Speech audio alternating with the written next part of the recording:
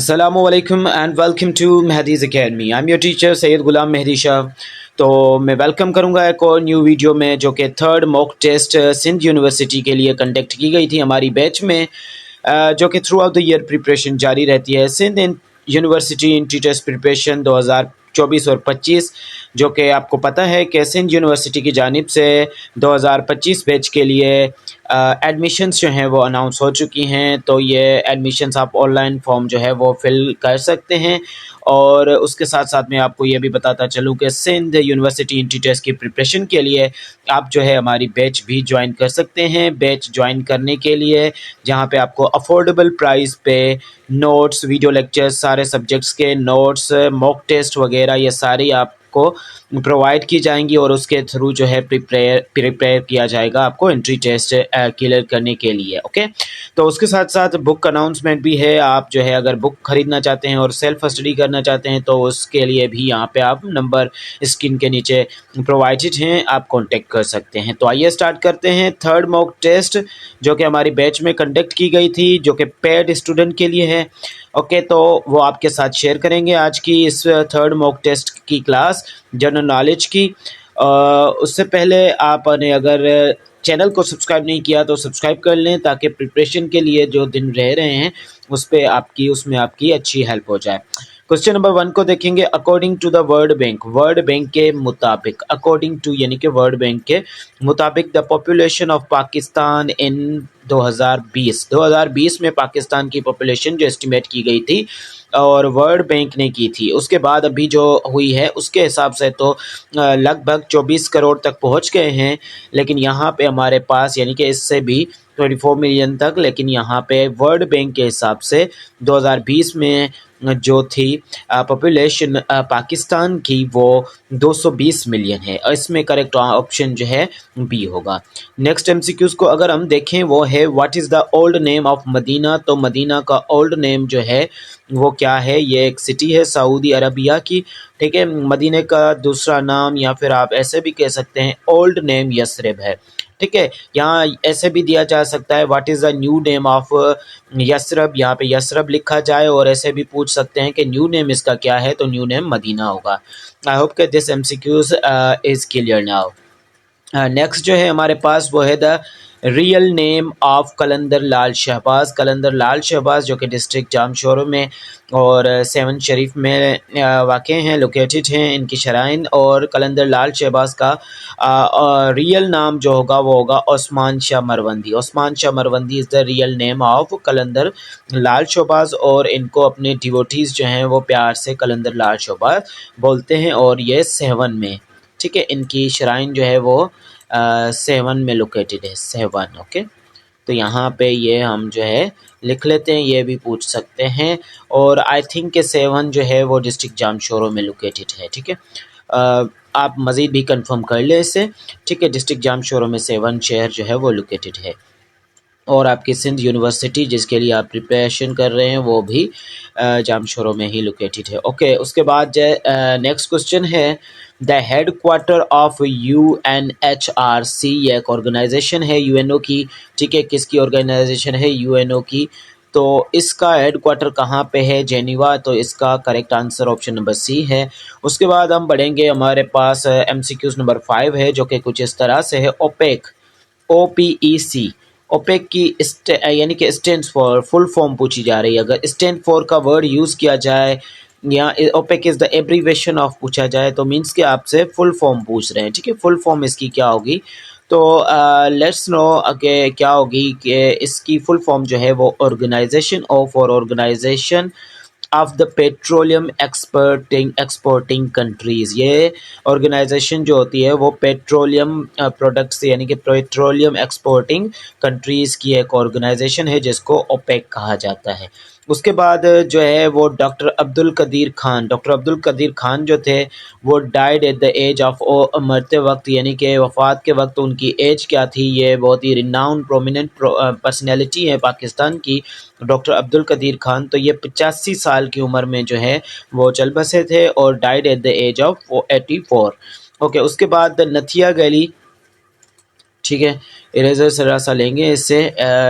तो अब जो है यहाँ पे क्लियर है कि द नाथिया गली या नथिया गली इज सिचुएटेड इन, कहाँ पे वाक़ है, कौन सा प्रोविंस यहाँ पे हमारे पास पूछा जा रहा है, तो ये केपीके यानी कि खैबर पख्तूनख्वा में मौजूद है। बाकर लेक रिसोर्ट, अब ये बाकर लेक रिसोर्ट जो है ये कहाँ पे है, तो ये डिस्ट्रिक्ट सांगर में है। और सिंध के ऊपर भी इंशाल्लाह वीडियो बनाएंगे जिसमें सिंध के रिलेटेड क्वेश्चन जो हैं वो पूछे जाएंगे होंगे टोटली, जिसमें क्योंकि स्पेशली सिंध यूनिवर्सिटी में अमूमन ज़्यादातर क्वेश्चन 3 से 4 क्वेश्चन, 2 क्वेश्चन तो अभी देखें एक दूसरे के पीछे ही यानी कि आपको मिलेंगे, ये केपीके से पूछा गया है, ये सिंध से पूछा गया है। तो इसी तरह से पाकिस्तान में से भी पूछे जाते हैं, लेकिन हर साल 2 से 3 क्वेश्चन, मिनिमम 2 क्वेश्चन जो हैं वो सिंध प्रोविंस से पूछे जाते हैं।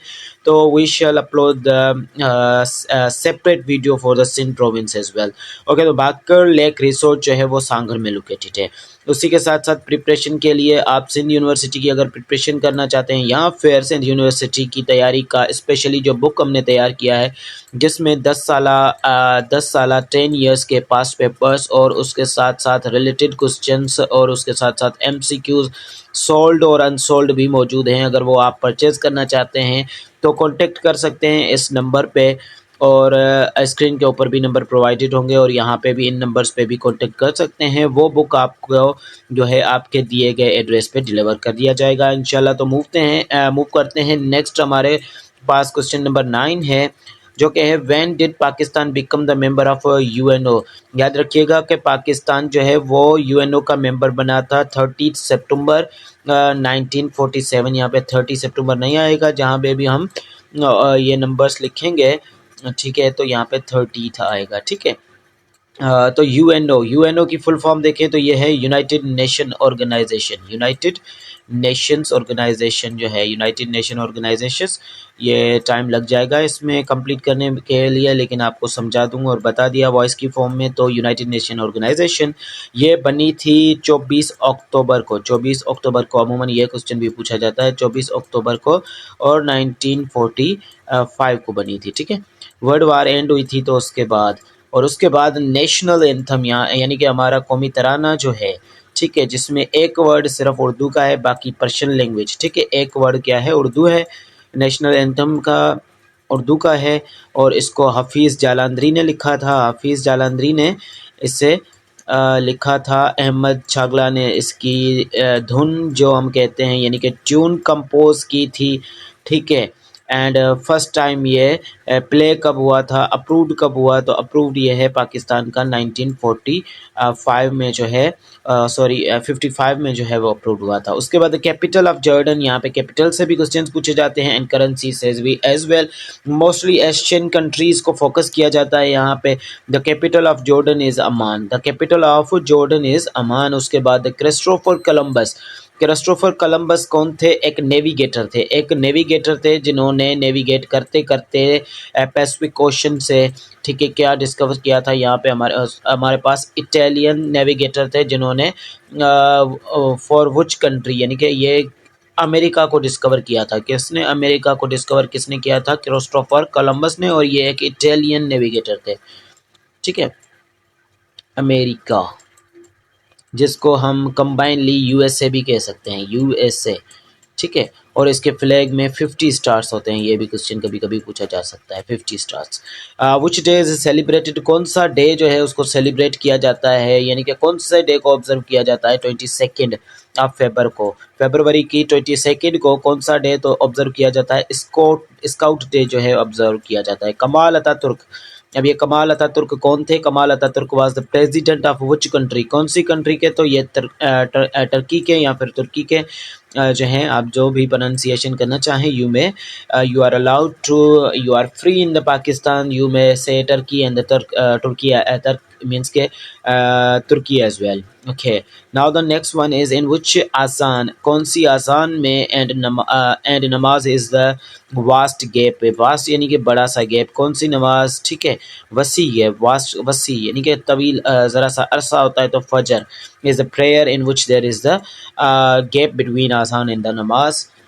Some people do, some not do, but it is the reality. How many fasts did Hazrat Musa's nation, अब हज़रत मूसा की नेशन जो है कितने फास्ट ऑब्जर्व किया करती थी, तो उनके लिए 40 रोज़े जो थे वो फ़र्ज़ किए गए थे और वो 40 रोज़े ऑब्ज़र्व करते थे। जैसा कि हम जो है रमज़ान के माह में 30 रोज़े जो है ऑब्ज़र्व करते हैं, तो हज़रत मूसा की जो नेशन थी, ठीक है, वो 40 रोज़े ऑब्ज़र्व किया करती थी। उसके बाद the smallest continent of the earth जो है वो अंटार्कटिका है। ये ज़रा-सा गलत हो गया है, स्मॉलेस्ट जो है वो ऑस्ट्रेलिया होगा, स्मॉलेस्ट जो होगा वो ऑस्ट्रेलिया होगा, ठीक है। और नो पॉपुलेशन, अंटार्कटिका में कोई पॉपुलेशन नहीं होती, सिर्फ रिसर्च करने के लिए जो है वहाँ पे रहते हैं। इसके बाद भी आप क्वेश्चन नंबर 17 को मज़ीद कन्फर्म कर सकते हैं। ओके, कुछ खुद से भी रिसर्च करना सीखें, टोटली टीचर्स पे डिपेंड नहीं किया करें, टीचर्स भी कभी कभार गलत हो जाते हैं।